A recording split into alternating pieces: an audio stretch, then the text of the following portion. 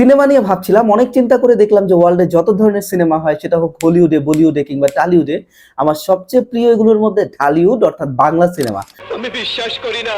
আর বাংলা সিনেমার মধ্যে সবচেয়ে প্রিয় নায়ক সাকিব খান, প্রিয় নায়িকা ইধিকা পাল, আর প্রিয় গুন্ডা হচ্ছে মিশা সওদাগর, প্রিয় গুন্ডি হচ্ছে জাহারা। ধরা যাক আমরা একটা সিনেমা বানাবো এবং এই সিনেমার মধ্যে সাকিব খান এবং ইদিকা পালের মধ্যে যে সম্পর্ক, এটা প্রেমের সম্পর্ক না, এটাকে একটা বৈবাহিক সম্পর্ক আমরা ধরতে পারি। মাথায় পাগড়ি পরে এই তো আমি। এবং এই সম্পর্কের মধ্যে প্যাচ লাগাতে আসে কে? জাহারা অর্থাৎ গুন্ডার বোন। সে এসে সাকিব খানকে বারবার উত্ত্যক্ত করার চেষ্টা করে এবং একটা পর্যায়ে গিয়ে যখন সাকিব খানের কাছে সে পাত্তা পায় না, সে যায় সাকিব খানের ভাইয়ের কাছে, এবং যখন সাকিব খানের ভাইয়ের কাছে যায় তখন সাকিব খানের ভাই এই গুন্ডির নাক কেটে দেয়। মেইন সমস্যাটা শুরু হয় এই জায়গা থেকে। এই গুন্ডির যখন নাক কেটে দিল তখন সে গেল তার ভাইয়ের কাছে, মিশা সওদাগরের কাছে। সেখানে গিয়ে সে তার ভাই মিশা সওদাগরকে বলল যে তার নাক কেটে দিয়েছে। তখন মিশা সওদাগর তো রেগে মেগে ফায়ার, সানডে মানডে ক্লোজ করে দেওয়ার জন্য সাকিব খানের ওখানে রওনা হয়েছে এবং শেষ পর্যন্ত সে গিয়ে সাকিব খানের বউ ইদিকা পালকে তুলে নিয়ে আসছে। তখন দুইটা শিবিরের মধ্যে আসলে AK-47 নিয়ে পুরোদম একটা যুদ্ধ শুরু হয়ে গেল। যখন নায়িকাকে তুলে নেওয়া হলো তখন মিশা সওদাগরের ভাই মনে করলো যে না, একটা নারীকে এভাবে তুলে নেওয়া ঠিক না। সে তখন আসলে পক্ষ নিল কার? সাকিব খানের পক্ষ নিল। এই যে নায়ক পরিবার এবং গুন্ডা পরিবারের মধ্যে যে যুদ্ধ শুরু হলো, তখন আমরা দেখলাম যে গুন্ডা পরিবারের অবস্থা দিন দিন খারাপ হচ্ছে। কবি মাইকেল মধুসূদন দত্ত বসলেন আমাদের এই সিনেমাটা দেখার জন্য এবং দেখতে গিয়ে তিনি খেয়াল করলেন যে গুন্ডা হেরে যাচ্ছে। সচরাচর আসলে কি হয় যে আমরা নায়কের পক্ষ নেই, আমাদের তো সাকিব খান আর ইদিকা পালের পক্ষ নেওয়ারই কথা। কিন্তু মাইকেল মধুসূদন দত্ত এই সিনেমাটা দেখে তিনি সিদ্ধান্ত নিলেন তিনি আসলে পক্ষ নেবেন মিশা সওদাগরের এবং তার পরিবারের। আমরা এতক্ষণ তোমাদেরকে যে গল্পটা বলছিলাম, এটা হচ্ছে রাম রাবণের যুদ্ধের প্রেক্ষাপট, যেটা কিনা রামায়ণে বর্ণিত হয়েছে। এই গল্পে আমরা দেখব যে শূর্পণখা, রাক্ষসের বোন, সে পছন্দ করে রামকে, কিন্তু রাম তার এই প্রপোজাল ফিরিয়ে দেয়। তখন সে রামের ছোট ভাই লক্ষণকে পছন্দ করতে যায়, কিন্তু লক্ষণ তার নাক কেটে দেয়। এই শূর্পণখা তখন তার ভাই রাবণকে গিয়ে ওয়ান কাইন্ড অফ বিচার দেয়, এবং এই বিচারের ফলে রাবণ যেটা করে, সে রামের স্ত্রী সীতাকে হরণ করে নিয়ে আসে এবং অশোক বনে বন্দি করে রাখে। এবং সেখান থেকে এই যুদ্ধের সূত্রপাত, এবং যুদ্ধে রাক্ষসদের অবস্থা ছিল খুবই শোচনীয়। মাইকেল মধুসূদন দত্ত রামায়ণের সেই কাহিনীকে উপজীব্য করে মেঘনাদ বধ কাব্য লিখেন, এবং মেঘনাদ বধ কাব্য থেকে এই বিভীষণের প্রতি মেঘনাদ, তোমাদের বইয়ের যে কবিতা, এটা নেওয়া হয়েছে। রাম রাবণের যুদ্ধে আমরা যেমনটা দেখি, রাক্ষসরা এক পর্যায়ে বিপদে পড়ে যায়। এর কারণ কি? রাম হচ্ছে দেবতা পক্ষের লোক, সব দেবতারা তাকে সাহায্য করে, যে কারণে রাবণের পরিবার এখানে ক্রমাগত বিধ্বস্ত হতে থাকে। পরিবারের এক এক সদস্য, বীরবাহু তার ছেলে মারা যায় এবং অন্যান্যরা যুদ্ধে যেতে থাকে, এবং ফাইনালি যে অ্যাটেম্প্ট নিতে যায় সে হচ্ছে মেঘনাদ। এই মেঘনাদ নিকুম্বিলা যজ্ঞাগারে যখন যায়, সে অনেকটা যুদ্ধের প্রস্তুতি নেওয়ার জন্য, তখন সে দেখতে পায় যে লক্ষণ শত শত প্রহরীর চোখ ফাঁকি দিয়ে এই যজ্ঞাগারে প্রবেশ করেছে। তার হাতে কোনো অস্ত্র নাই, লক্ষণের হাতে অস্ত্র আছে, শত্রুপক্ষের হাতে কি আছে? অস্ত্র আছে। ওই সময়টাতে সে লক্ষ্য করে যে তার চাচা বিভীষণ, সে দাঁড়িয়ে আছে দরজার সামনে। তখন সে বুঝতে পারে তার চাচা, মানে ঘরের শত্রু যে বিভীষণ, সে আসলে এই লক্ষণকে নিয়ে আসছে কেন? মেঘনাদকে হত্যা করার জন্য। এইটা হচ্ছে আমাদের পুরো আলোচনার কেন্দ্রবিন্দুতে থাকবে। মাইকেল মধুসূদন দত্ত এখানে যেটা করলেন, তিনি দেবতাদের পক্ষ নেওয়ার কথা, কিন্তু তিনি আসলে রাক্ষসদের পক্ষ নিলেন।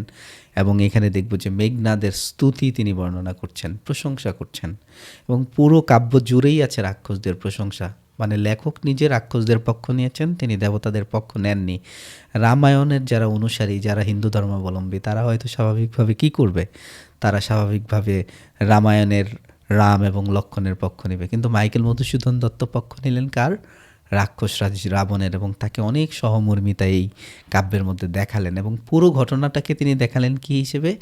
রাবণের অস্তিত্ব রক্ষার যে সংগ্রাম, নিজের দেশের প্রতি যে ভালোবাসা, লঙ্কার জন্য যে ভালোবাসা, তার দেশপ্রেমের স্মারক হিসেবে উপস্থাপন করলেন এই যুদ্ধটাকে। তার ছেলেদের যুদ্ধ অর্থাৎ মেঘনাদের যুদ্ধটাকেও তিনি এভাবেই দেখালেন। বিভীষণের প্রতি মেঘনাদ কবিতা বিশ্লেষণ মাইকেল মধুসূদন দত্তের মেঘনাদ বধ কাব্যের বধ নামক 6ষ্ঠ স্বর্গ থেকে সংকলিত। বলা হচ্ছে বধ। এটা মেঘনাদ বধ কাব্যের 9টা স্বর্গের মধ্যে একটা স্বর্গ। এই স্বর্গ মানে আবার বেহেশত না, জান্নাত না। এই স্বর্গের মানে হচ্ছে অধ্যায়। বানানটা একটু খেয়াল করো, 6ষ্ঠ স্বর্গ থেকে সংকলিত। ছবিটার দিকে যদি খেয়াল করো, এটা একটা যজ্ঞাগার, যেখানে মেঘনাদ যজ্ঞ দিতে আসছে কার প্রতি? দেবতা বা দেবীর প্রতি। তো তাহলে মেঘনাদ এইখানে যখন যজ্ঞাগারে আসলো, কিছুক্ষণ পরে সে কিন্তু অস্ত্রহীন অবস্থায় আছে। তার কাছে দেখো কোনো অস্ত্র নাই, হাতেও নাই, এখানেও নাই। তো মেঘনাদ হঠাৎ করে সে দেখলো যে এখানে একটা লোক দাঁড়ায় আছে, কিভাবে, তার হাতে একটা তলোয়ার, এটা হচ্ছে লক্ষণ, এই লক্ষণকে তার শত্রুপক্ষ, রামের ভাই হচ্ছে লক্ষণ। তাহলে এই যে রাক্ষসরা রাবণের সন্তান, সে দেখছে লক্ষণ একটা তরবারি হাতে দাঁড়িয়ে আছে তাকে কি করার জন্য, মারার জন্য। কিন্তু কিছুক্ষণ পরে সে দরজায় তাকিয়ে যেটা দেখতে পেল, এখানে তার চাচা দরজা আগলে আছে, সে বের হতে দিবে না। এই চাচাকে বিভীষণ, এই জন্যই আমরা বলি যে ঘরের ছোট্ট বিভীষণ। তখন মেঘনাদের আর বুঝতে দেরি থাকে না যে এই লক্ষণ কিভাবে এখানে আসলো, শত প্রহরী বাইরে, তাহলে সে কিভাবে এখানে ঢুকতে পারলো। মায়াদেবী সাহায্য করেছে, আর সাহায্য করেছে কে, এই বিভীষণ। বিভীষণ তাকে এই লঙ্কাপুরীতে নিয়ে আসছে। কেন নিয়ে আসছে, তাকে মারার জন্য। মেঘনাদ, এই মেঘনাদ কিন্তু প্রবল শক্তিধর, সে ইন্দ্রকে পরাজিত করেছে। তাকে কিন্তু কি বলা হয়, বাসব বিজয়ী। এই বাসব হচ্ছে ইন্দ্র। তাহলে এই শক্তিশালী মেঘনাদ যখন অস্ত্রচারা অবস্থায় আছে, তখন তাকে মারার জন্য লক্ষণকে নিয়ে আসা হলো। কে নিয়ে আসলো, আপন চাচা। তখন সে চাচার উদ্দেশ্যে কিছু কথা বলে, চাচা তাকে উদ্দেশ্য করে কিছু বলে। তো বিভীষণের প্রতি মেঘনাদ মানে বিভীষণকে উদ্দেশ্য করে মেঘনাদ কিছু কথা বলছে, আবার বিভীষণ মেঘনাদকে এগুলোর রিপ্লাই দিচ্ছে। এই যে দুইজনের কনভারসেশন, এখানে লক্ষণ কিন্তু চুপ। আমরা যে অংশটা পূর্ব বইয়ের মধ্যে, এখানে লক্ষণ চুপ। অ্যাকচুয়ালি দুজন কথা বলছে, মেঘনাদ এবং বিভীষণ। চলো আমরা কবিতাটা দেখি কি আছে। বিভীষণের প্রতি মেঘনাদ কাব্যাংশটি মাইকেল মধুসূদন দত্তের বিখ্যাত কাব্যগ্রন্থ মেঘনাদবধের ষষ্ঠ সর্গ বধ থেকে সংকলিত। এই অংশে রাম রাবণ যুদ্ধের প্রেক্ষাপটে মেঘনাদ, এই মেঘনাদকে আমরা বলছি কি ইন্দ্রজিৎ, সে ইন্দ্রকে জয় করেছে। তার চাচা বিভীষণকে লক্ষণের নিকুম্বিলা যজ্ঞাগারে অনুপ্রবেশের জন্য তিরস্কার করে। এই যে নিকুম্বিলা যজ্ঞাগার, এই জায়গাটার নাম হচ্ছে নিকুম্বিলা যজ্ঞাগার। তো এখানে যখন সে লক্ষণকে নিয়ে প্রবেশ করে, লক্ষণ যে এখানে অনুপ্রবেশ করলো, এটার জন্য সে তার চাচাকে তিরস্কার করে। কে, মেঘনাদ তার চাচাকে তিরস্কার করছে যে শত্রুপক্ষের লোক তুমি নিয়ে আসছো নিজের ভাতিজাকে মারার জন্য। মেঘনাদ বিভীষণের স্বজাতি বিশ্বাসঘাতকতা নিয়ে ক্ষোভ প্রকাশ করে যে একই জাতির হয়ে তুমি, আমার বাবার ভাই হয়ে, আমার চাচা হয়ে, তুমি তাতো আমার পিতার মতো, তুমি আমাকে খুন করার জন্য লোক নিয়ে আসছো, তাও আবার সেই তস্করের মতো, যে চোরের মতো আসছে, আমার কাছে কোনো অস্ত্র নেই, আমাকে মারতে এসেছো। এই কথাগুলোই পুরো ডায়লগে বলা হবে এবং বিভিন্ন ধরনের উপমা সিমিলে দেওয়া হবে, যা দেশপ্রেম, ধর্ম এবং স্বজন পরজনের দ্বন্দ্বকে তুলে ধরে। এইখানে অ্যাকচুয়ালি লেখক মাইকেল মধুসূদন দত্ত যেটা দেখাতে চেয়েছেন, তাদের আসলে দেশপ্রেম আছে, কাদের, রাক্ষসদের। তারা লঙ্কাপুরীকে বাঁচাবার জন্য যে কোনো কিছু করবে। কিন্তু এখানে ব্যতিক্রমকে বিভীষণ, সে আসলে শত্রুপক্ষের রামের পক্ষ নিয়েছে। তো এখানে দেখবো যে করুণ রসে সিক্ত, এখানে মারা যায়, যদিও আমরা এই মারা যাওয়ার চিত্রটা এখানে দেখি না। খ্যাদুক্তির মাধ্যমে স্বদেশ প্রেমের প্রখরতা প্রকাশ করে। এই খ্যাদুক্তি মানে কি, আক্ষেপ সে প্রকাশ করছে। তো আমরা কবিতাটা লাইন বাই লাইন পড়বো। এতক্ষণে অরিন্দম কহিলা বিষাদে, এই অরিন্দমকে, ওইকে যে দমন করে, শত্রুকে দমন করে মেঘনাদ, মেঘনাদ এতক্ষণে সে বুঝতে পারলো, বুঝতে পেরে সে বিষাদে কষ্টে বলল, জানিনু কেমনে আসি লক্ষণ পশিল রক্ষপুরে। কিভাবে লক্ষণ এসে এই রক্ষপুর, রাক্ষসপুরীতে প্রবেশ করলো। হায় তাতই, তাতো মানে চাচা বা পিতৃব্য, পিতার মতো। হায় তাতো, উচিত কি তবু এ কাজ, চাচা তুমি যে কাজটা করছো এটা কি ঠিক করছো। নিকষা সতী তোমার জননী, তোমার মা তো নিকষা, এটা বোঝানো হচ্ছে তুমি এমন মায়ের সন্তান, তুমি কিভাবে এই কাজটা করলা, শত্রুকে নিয়ে আসছো নিজের ভাতিজাকে মারার জন্য। সহোদর রক্ষ শ্রেষ্ঠ, তোমার ভাই রাক্ষসদের মধ্যে শ্রেষ্ঠ, রাবণ সে। শূলিশম্ভনী কুম্ভকর্ণ, এই শূলিশম্ভনী মানে হচ্ছে শূলপাণি মহাদেবের মতো, ত্রিশূল থাকে না শিবের হাতে, এই শিবের মতো শক্তিশালী তোমার আরেকটা ভাই কুম্ভকর্ণ, তোমার এক ভাই হচ্ছে রাবণ, তোমার মা হচ্ছে নিকষা। তুমি এমন মানুষের সন্তান হয়ে, এমন ব্যক্তিদের ভাই হয়ে তুমি একটা লোককে নিয়ে আসছো নিজের ভাতিজাকে মারার জন্য। ভ্রাতৃপুত্র বাসব বিজয়ী, তুমি কি জানো না তোমার ভাতিজা কি বাসব বিজয়ী, ইন্দ্রকে জয় করে আসছে। বাসব মানে ইন্দ্র। নিজ গৃহপথ তা তো দেখাও তস্করে, নিজের ঘরের রাস্তা তুমি তস্কর, চোরকে দেখায় নিয়ে আসছো। তস্কর মানে চোর, লক্ষণকে চোর বলা হচ্ছে। হিন্দু ধর্মের কাছে লক্ষণ কি, দেবতা, কিন্তু এখানে মাইকেল মধুসূদন দত্ত তাকে চোরের পর্যায়ে নিয়ে এসেছেন। চণ্ডাল, চারাল, একদম নিচু বংশের লোক। চণ্ডালে বসাওয়ানি রাজার আলোয়, তাকে তুমি এমন জায়গায় স্থান দিলা, এই চারালকে, যে তুমি তাকে রাজার স্থান দিলা। কিন্তু নাহি গঞ্জি তোমা, কিন্তু তোমাকে গঞ্জনা করব না, তোমাকে দোষ দিব না। সে তার চাচার প্রতি এক ধরনের অনুরক্ত, গুরুজনের প্রতি শ্রদ্ধা করে, গঞ্জনা করবে না, গালি দিবে না। গুরুজন তুমি পিতৃ তুল্য, তুমি কার মতো? আমার পিতার মতো। ছাড়োদার, যাবো অস্ত্রাগারে, তুমি দরজাটা খালি ছেড়ে দাও, আমি অস্ত্রাগারে যাব। আমার কাছে তো এখন অস্ত্র নাই, আমি ইন্দ্রকে পরাজিত করছি, লক্ষণকে পারবো না, এই তস্কর চোরের মতো। তুমি শুধু দরজাটা ছেড়ে দাও, আমি কি করব? অস্ত্র নিয়ে আসবো। পাঠাইব রামানুজে সমন ভবনে, এই রামানুজ মানে রামের ছোট ভাইকে আমি, সমন ভবন মানে জমালয়, জম মৃত্যু, মৃত্যুপুরীতে পাঠাই দিব ওকে মেরে। লঙ্কার কলঙ্ক আজি ভঞ্জিবা হবে, এই যে লঙ্কাপুরীতে আসলো আমাদের কলঙ্ক যে কিভাবে প্রবেশ করলো, এইটা আমি ভঞ্জিব, ভেঙে দিব এই কলঙ্ক। কিভাবে? আহবে, যুদ্ধ করে এই লক্ষণকে পরাজিত করে লঙ্কার কলঙ্ক ঘুচে দিব। উত্তরিলা বিভীষণ, তখন বিভীষণ উত্তর দিচ্ছে। এতক্ষণ এই কথাগুলো যা পড়লাম এগুলো কার কথা? এগুলো পুরোটা মেঘনাদের কথা। এবার বিভীষণ উত্তর করছে, বৃথায় সাধনা ধীমান, ধী মানে বুদ্ধি, যে হে ধীমান বুদ্ধিমান, তুমি তো জানো যে এটা সাধনা বৃথা। আমি কি করব না? আমি লক্ষণের পক্ষ ছাড়ব না। রাঘব দাস আমি কার দাস? আমি রামের দাস, আমি দেবতা রামের দাস। কি প্রকারে তাহার বিপক্ষ কাজ করিব? তাহলে বিভীষণ রাক্ষসপুরীর লোক হয়ে রাক্ষস হয়েছে, আসলে পক্ষ নিয়েছে কার? সে পক্ষ নিয়েছে রামের। তাহার বিপক্ষ কাজ করিব রক্ষিত অনুরোধ, তুমি যে আমাকে রিকোয়েস্ট করতেছো এটার জন্য তো আমি রামের বিরোধিতা করতে পারবো না। রামের ভাইকে আমি তোমার হাতে তুলে দিব, অসম্ভব। মানে সে আসছে অস্ত্র নিয়ে তোমাকে মেরে ফেলবে, কিন্তু তোমাকে আবার অস্ত্র আনতে দিব, এটা অসম্ভব। হে পিতৃব্য তব বাক্যে ইচ্ছি মরিবারে। এবার মেঘনাদ বলছে, কি বলতেছো তুমি এগুলো? তোমার কথায় আমার মরতে ইচ্ছে করে। রাঘবের দাস তুমি, তুমি নিজেকে ওই হীন রামের দাস মনে করো। এখানে কিন্তু রাম এবং লক্ষণকে খুবই নিচু হিসেবে লেখক দেখিয়েছেন মাইকেল মধুসূদন দত্ত। কেমনে ও মুখে আনিলে এ কথা? তোমার মুখে এই কথাটা কেমনে আনলে? তা তো কহতা দাসেরে, নিজেকে দাস বলছে, মানে সে গুরুজনকে সম্মান দিয়ে বলছে যে তা তো পিতা, তুমি আমাকে বুঝাও যে তুমি কিভাবে এটা বলছো এই কথা মুখে। স্থাপিলা বিধুরে বিধি স্থানুর ললাটে, পরি কি ভূতলে শশী যান গড়াগড়ি। স্থাপিলা মানে স্থাপন করলেন, বিধু মানে চাঁদ, বিধি মানে স্রষ্টা, স্রষ্টা চাঁদকে কোথায় দিলেন? স্থানুর ললাট, স্থানু মানে নিশ্চল জায়গা। তাহলে নিশ্চল জায়গা কোনটা? আকাশ, আকাশে চাঁদকে স্থান দিলেন কে? স্রষ্টা স্থান দিলেন। পরি কি ভূতলে শশী যান গড়াগড়ি, শশী মানেও চাঁদ, ঠিক আছে, এই বিধুও চাঁদ। তাহলে পরি কি ভূতলে শশী যান গড়াগড়ি, এই যে শশী চাঁদ, সে কি গড়াগড়ি যায় কোথায়? সে কি ধুলায় গড়াগড়ি যায়? তোমাকে এমন বংশের মানুষ তুমি, নিকষা তোমার মা, রক্ষ শ্রেষ্ঠ, রাক্ষসদের শ্রেষ্ঠ যেই লোক, রাবণ তোমার ভাই, কুম্ভকর্ণ তোমার ভাই, মেঘনাদ তোমার ভাতিজা, আর তুমি কি বলছো? তুমি তার দাস। তাহলে চাঁদ তো কখনো মাটিতে নেমে গড়াগড়ি করে না, তুমি এত নিচে কেন নামাচ্ছ? হে রক্ষরথী ভুলিলে কেমনে কে তুমি? কিভাবে ভুলে গেছো তুমি কে? জনম তব কোন মহাকুলে, কোন বংশে তোমার জন্ম, এটাও ভুলে গেছো? কে বা সে অধম রাম? এই রাম কে? সে তো অধম। স্বচ্ছ সরোবরে করে কেলি, রাজহংস পঙ্কজ কাননে, মানে যায় কি সে কভু প্রভু পঙ্কিল সলিলে শৈবাল দলের ধাম। এবার সে আরও কিছু উপমা দিচ্ছে, যে রাজহংস সে কি করে? সে স্বচ্ছ সরোবরে সে খেলা করে, কিন্তু সে কি কখনো পঙ্কিল সলিল মানে যেখানে কাদাযুক্ত পানি, ওই পানিতে যায় রাজহাঁস? সে তো কখনো যায় না। যেখানে শৈবাল জমে আছে ওইখানে তো রাজহাঁস যাবে না। পরের অংশটা খেয়াল করো, বলছে যে মৃগেন্দ্র কেশরী কবে হে বীর কেশরী সম্বাসে শ্রীগালে মিত্র ভাবে। এই মৃগেন্দ্র কেশরী মানে কেশরযুক্ত সিংহ। আরেকটা তুলনা দিচ্ছে, সিংহ কি কখনো শ্রীগাল, ধূর্ত যে শিয়াল, ধূর্ত মানে কি? চালাক, কিন্তু ওই চালাকটা পজিটিভ অর্থে না, নেগেটিভ অর্থে। এই শিয়ালকে কি সে কখনো সিংহ মিত্র ভাবে? অজ্ঞদাস বিজ্ঞতম তুমি, অবিদিত নহে কিছু তোমার চরণে। তুমি তো অনেক জানো, অনেক বুঝতে পারো। চাচাকে এসে বলছে তুমি তো সব কিছু জানো, কিন্তু তারপরেও তুমি কিভাবে লক্ষণকে ঢুকতে দিলা? ক্ষুদ্রমতি নর সুর লক্ষণ, নহিলে অস্ত্রহীন যোধে কি সে সম্পদে সংগ্রামে। সে তো ক্ষুদ্রমতি, মানে সে খুব নিচু মনের। কে? লক্ষণ। যদি সে নিচু মনের না হয় তাহলে সে কি করে? সে কেন আমাকে অস্ত্রহীন যুদ্ধে কি করে? সম্বোধে, মানে আমাকে ডেকে নেয়। সে যদি এতই শক্তিশালী হয়, আমি অস্ত্র নিয়ে আসি, সে অস্ত্র নিয়ে আসুক, দুজনে মিলে ফাইট করব। কহ মহারথী, এ কি মহারথী প্রথা? শ্রেষ্ঠ বীরদের আচরণ কি এইটা? এটা তো মহারথী মানে শ্রেষ্ঠ বীর, তাদের প্রথা তো এটা না। তারা তো অস্ত্রে অস্ত্রে সমানে সমানে যুদ্ধ করবে। নাহি শিশু লঙ্কাপুরে শুনি না হাসিবে কথা।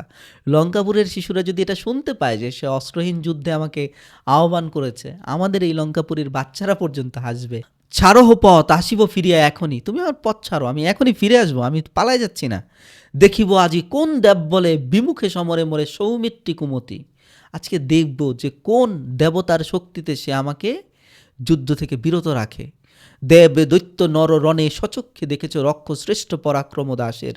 আমার যে শক্তি এটা তো তোমরা দেবতা সবাই দেখেছে, দৈত্য নর মানুষ সবাই দেখেছে। কি দেখি ডরিবে এ দাস হেন দুর্বল মানবে? লক্ষণকে এখানে দুর্বল মানব বলা হচ্ছে, তাকে আমি কি দেখে ভয় পাবো? নিকুম্বিলা যজ্ঞাগারে প্রগল্ভে পশিল দম্বি, সে কিভাবে নির্ভীক চিত্তে মানে ভয়হীন সে কিভাবে ঢুকে গেল, তার সাহস কিভাবে হয়?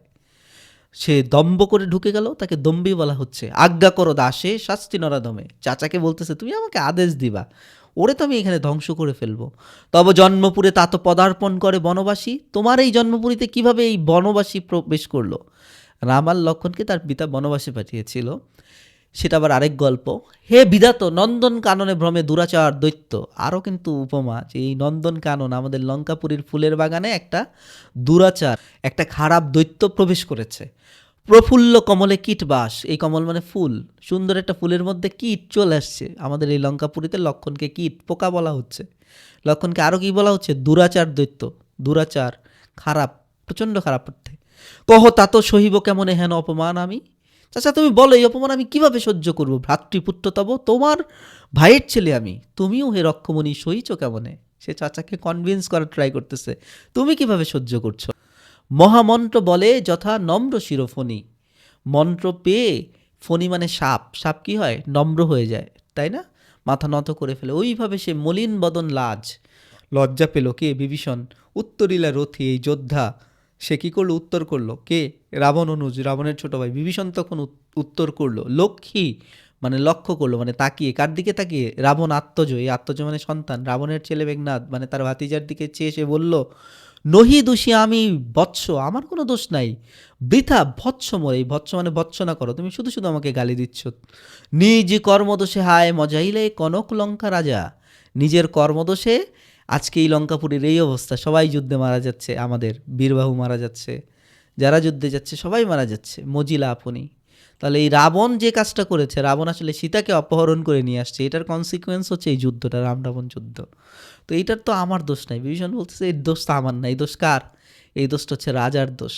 বিরত সতত পাপে দেবকুল এবে পাপ পূর্ণ লঙ্কাপুরী, বলতেছে দেবতারা তো সবাই পাপ থেকে দূরে, কিন্তু আমাদের লঙ্কাপুরী পাপে ভরে গেছে। প্রলয়ে যেমতি বসুধা ডুবিছে লঙ্কায় কাল সলিলে, প্রলয় বন্যায় যেমন সব ডুবে যায়, এইভাবে পাপে ডুবে গেছে। কেন? কারণ তোমরা একটা নারীকে তুলে নিয়ে আসছো। কাকে তুলে নিয়ে আসছো? রামের স্ত্রী সীতাকে। রাঘবের পদাশ্রয়ে রক্ষার্থে আশ্রয়ীতেই আমি, এই কারণেই আমি রাঘবের পদাশ্রয়ে পায়ের নিচে আশ্রয় নিয়েছি। রাঘবকে? রামের পায়ের নিচে। পরদোষে কে চায় মজিতে? তোমাদের দোষের জন্য তো আমি শুধু শুধু দোষী হব না। তাহলে বিভীষণ তার একটা লজিক আছে, তার লজিকের কারণে সে রামের পক্ষ নিয়েছে। তার ভাই যে সীতাকে অপহরণ করে নিয়ে আসছে এটা সে পছন্দ করে নাই। রুশিলা বাসবত্রাস, এবার খেপে গেল কে? মেঘনাদ। গম্ভীরে যেমতি নিশীথে অম্বরে মন্দ্রে জিমুতেন্দ্র কুপি, যেভাবে গম্ভীর হয়ে গর্জন করে, নিশীথে মানে রাতের বেলা, অম্বরে মানে আকাশে, মন্দ্রে মন্দ্র মানে আওয়াজ করে, জিমুতেন্দ্র এটা হচ্ছে কি? এটা হচ্ছে ঠান্ডার বজ্রপাত, খুব চারদিক মেঘের গর্জনে এলোমেলো হয়ে যায় না, ওই রকম আওয়াজ তুলে মেঘনাদ তখন বলল, কহিলা বীরেন্দ্র বলি, এই যে বলি বলবান যোদ্ধা তখন বলল, ধর্মপথগামী। চাচাকে এবার সে ধর্মপথগামী বললো, যে ধর্ম থেকে তুমি কি হয়ে গেছো? বের হয়ে গেছো। বিভীষণকে বলতেছে, হে রাক্ষস রাজানুজ, রাক্ষসের ছোট ভাই, বিখ্যাত জগতে তুমি, তুমি তো জগতে বিখ্যাত, কোন ধর্ম মতে, কোন ধর্ম থেকে তুমি এটা শিখছো? কি শিখছো? কহ দাসে শুনি, আমাকে বলো। জ্ঞেতিত্ব ভ্রাতৃত্ব জাতি এ সকলে দিলা জলাঞ্জলি, তুমি এই যে জ্ঞেতিত্ব, আমি আপনজন, এটা ভুলে গেছো, ভ্রাতৃত্ব ভুলে গেছো, জাতি ভুলে গেছো, ধর্মেতে এগুলো বলা নাই। তাহলে তুমি যে এই ধর্মের রক্ষার কথা বলতেছো, তুমি তো তোমার আত্মীয় স্বজনকে পর করে দিয়ে এই ধর্ম থেকেই আসলে দূরে সরে যাচ্ছ। শাস্ত্রে বলে, আমাদের গ্রন্থ বলে, কি বলে? গুণবান যদি পরজন গুণহীন স্বজন, তথাপি নির্গুণ স্বজন শ্রেয়। গুণবান যদি পরজন, পরজন যদি গুণবান হয় আর নিজের স্বজন যদি গুণহীন হয়, বলা হচ্ছে এই নির্গুণ স্বজন শ্রেয়। আত্মীয় শ্রেয় মানে আত্মীয় হচ্ছে ভালো, আত্মীয়র পক্ষে নেওয়া উচিত যদিও তার কোনো গুণ নাই। এ পর পর সদা এই শিক্ষায় রক্ষবর কোথায় শিখিলে, তুমি কি এটা জানো না? কিন্তু বৃথা গঞ্জিত মা, তোমাকে গঞ্জনা করব না। হেন সহবাসে হে পিতৃব্য, বর্বরতা কেন না শিখিবে? হেন, হেন মানে কি? ওই যে কার? লক্ষণের, ওই তস্কর চোরের সাথে থাকলে তো তুমি এইগুলাই শিখবা। গতি যার নিঃস্ব নিচ্ছে দুর্মতি, এই যার গতি, যার চিন্তাভাবনা নিচের দিকে, নিচ সে দুর্মতি, সে তো খারাপ লোক। চাচাকে সে বলতেছে এখন খারাপ লোক। তাহলে এইটা হচ্ছে গল্পের যে দুইজনের কনভারসেশন। এখানে লক্ষণ কোনো কথা বলছে না, লক্ষণ শুধু অস্ত্র নিয়ে যুদ্ধে আহ্বান করেছে, আর এর বাইরে তার কোনো কথা নাই। আর পুরোটা বিভীষণ আর মেঘনাদের কনভারসেশন। মেঘনাদ চাচ্ছে অস্ত্র আনতে, অস্ত্র এনে সে লক্ষণের সাথে যুদ্ধ করবে, চাচাকে দরজা আটকে রাখছে। তখন তাদের দুজনের মধ্যে বার্গেইনিং হচ্ছে, একজন আরেকজনের দোষ দিচ্ছে। মেঘনাদ বলতেছে সে অস্ত্র নিয়ে আসবে, সে চোরের মতো আসছে, তাকে মেরে ফেলবে। কাকে? লক্ষণকে। বিভীষণ বলছে না, আমি এটা করতে দিব না, কারণ আমি রাঘবের দাস, আমি রামের দাস। লক্ষণকে আমি কি করতে দিব না? মারতে দিব না। আর এই যে আজকে আমাদের লঙ্কাপুরীর খারাপ অবস্থা, এটার জন্য আসলে কে দায়ী? তোমার বাবা দায়ী, রাবণ দায়ী। সে কি করেছে? সে সীতাকে হরণ করে নিয়ে আসছে, এই কারণে লঙ্কাপুরীর সাথে দেবতাদের যুদ্ধ শুরু হয়েছে। তো আমার দোষ কি? আমি তো ওই নারীকে অপহরণের দায়ভার আমি নিব না, এই কারণে আমি কার আশ্রয় নিয়েছি? রামের আশ্রয় নিয়েছি। কিন্তু তখন আবার মেঘনাদের লজিক কি? মেঘনাদ তখন বলছে, তুমি কি আত্মীয়তা, এই জ্ঞাতিত্ব, ভ্রাতৃত্ব সব বাদ দিয়ে দিতে চাও?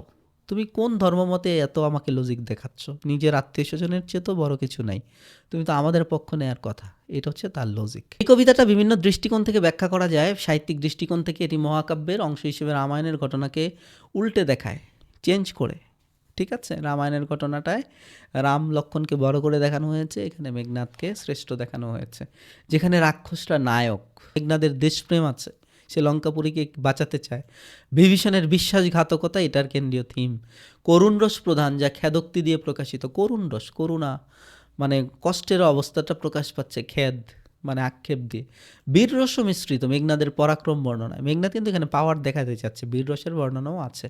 ঐতিহাসিক সামাজিক দৃষ্টিকোণ, 19 শতকের বাংলা নবজাগরণের প্রেক্ষাপটে এটি বিদ্রোহী সাহিত্য। এটাকে আমরা বিদ্রোহী সাহিত্য বলছি। বিদ্রোহী কবি বলা হয় মাইকেলকে, প্রথম বিদ্রোহী কবি। কেন? এই যে তিনি রামায়ণের এই পুরো থিমটাকেই চেঞ্জ করে দিলেন। মধুসূদন ঔপনিবেশিক প্রভাবে রামায়ণকে পুনর্ব্যাখ্যা করেন, যা স্বাধীনতা চেতনা প্রতিফলিত করে। এটা আমাদের স্বাধীনতা চেতনার একটা স্মারক, যে লঙ্কাপুরীতে অন্যরা চলে আসবে, তাদেরকে আমরা এখান থেকে মেরে বের করে দেব। স্বজাতি প্রেম ভার্সেস ধর্মের দ্বন্দ্ব আধুনিক সমাজে পরিচয় সংকট দেখায়।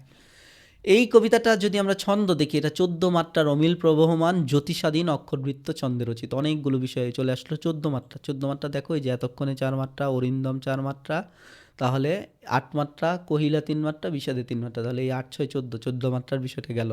বলা হচ্ছে অমিল প্রবহমান, অমিল মিল নাই। দেখবা এখানে বিষাদে, এখানে পশিল, বিষাদের সাথে কিন্তু মিল, কোনো অন্তমিল নাই এখানে। জ্যোতিষাধীন, যেখানে ইচ্ছে ওইখানে দাঁড়ি, ওইখানে কমা, এইখানে ধরো ড্যাশ দিছে, পরের লাইনে গিয়ে কমা, মানে লাইনটা এমন একটা জায়গায় শেষ হচ্ছে, তাহলে জ্যোতি স্বাধীন, লেখক ইচ্ছা মতো জ্যোতি যেখানে ইচ্ছা সেখানে ব্যবহার করেছে। লাইন শেষ, এই কারণে কমা ব্যবহার হবে, দাড়ি ব্যবহার হবে, বিষয়টা এমন না। অক্ষরবৃত্ত ছন্দে রচিত, এই কারণে এটিকে অমিত্রাক্ষর। মিলছে না যেহেতু শেষের অংশগুলো, তারপর জ্যোতি স্বাধীনতার কারণে এটাকে অমিত্রাক্ষর ছন্দ বলা হয়। প্রতিপংক্তি 8+6 মাত্রায় বিভক্ত। দেখো এই যে জানিনু কেমনে আসি, এটা 8 মাত্রা, লক্ষণ পশিল 6 মাত্রা, 8 6 14। এটাকে আমরা একটা টেবিলে দেখানোর চেষ্টা করেছি। ছন্দের নাম অমিত্রাক্ষর ছন্দ, অক্ষরভিত্ত, মাত্রাভিত্তিক। প্রতিচরণে মাত্রা কয়টা? 14টা। তারপর ছন্দের পর্ব কয়টা? 8 6, এভাবে ভাগ হবে। চরণান্তে মিল, মিল কিন্তু নেই, একটু আগে যেটা দেখালাম। জ্যোতিপাত, যেখানে ইচ্ছা লেখক সেখানে ব্যবহার করবে। তোমরা কবিতাটা দেখে নিবা কোথায় কোথায় দাড়িকমা ব্যবহার করতেছেন। গতি প্রবহমান, সংলাপধর্মী, এটা কিন্তু একটা কনভারসেশন, দুইজনের বক্তব্য। উপযোগ, এটাতে বিরচিত আবেগও আছে, নাটকীয়তা আছে, দুইজনের মধ্যে নাটকের মতো সংলাপ, কনভারসেশন হচ্ছে, একজন একটা করে ডায়লগ দিচ্ছে। কাব্যে অনেকগুলো অলঙ্করণ আছে, এখানে যেমন লাইনগুলো আমি ব্যাখ্যা করেছি। স্থাপিলা বিধুরে বিধি স্থানুল ললাটে, পরিকি ভূতলে শশী যান গড়াগড়ি ধুলায়। বিভীষণকে মেঘনাদ বলছে, তোমাকে তো স্রষ্টা চাঁদের মতো বানিয়েছে। বিধু মানে চাঁদ, বিধি মানে স্রষ্টা, স্থানুল ললাট, আকাশের ললাটে তোমাকে স্থাপন করেছে, তুমি কেন মাটিতে গড়াগড়ি করছো। রাজহাঁসের অংশটাও আলোচনা করেছি। মৃগেন্দ্র কেশরী, সিংহের সাথে তো শ্রীকালের কি হয় না, সম্পর্ক হয় না। সাপ যেভাবে মাথা নত করে, ওইভাবে কিন্তু বিভীষণ জবাব দিয়েছে। চারদিক পাপে ডুবে যাচ্ছে, এটাকে বলা হচ্ছে প্রলয়ে যেমতি বসুধা ডুবেছে, পৃথিবী ডুবে যাচ্ছে প্রলয়ে। গম্ভীরে যেমতি নিশীথে জিমুতেন্দ্র কুপি, ওই যে রাতের বেলা যেভাবে মেঘ গর্জন করে ওঠে, ওইভাবে কিন্তু রেগে গিয়েছিল কে? মেঘনাদ। মাইকেল মধুসূদন দত্ত নিয়ে তোমরা আলোচনাটা পড়ে নিবা, তার জীবনী সম্পর্কে। এই চ্যানেলে মাইকেল মধুসূদন দত্তের জীবন সম্পর্কে বিস্তারিত আছে কপোতাক্ষ নদ কবিতায়, ক্লাস 10-এর। অথবা তোমরা চাইলে মাইকেল মধুসূদন দত্তের একটা ডেডিকেটেড ভিডিও আছে, ওইটা তো দেখতে পারো। ধন্যবাদ সবাইকে, আবার দেখা হবে।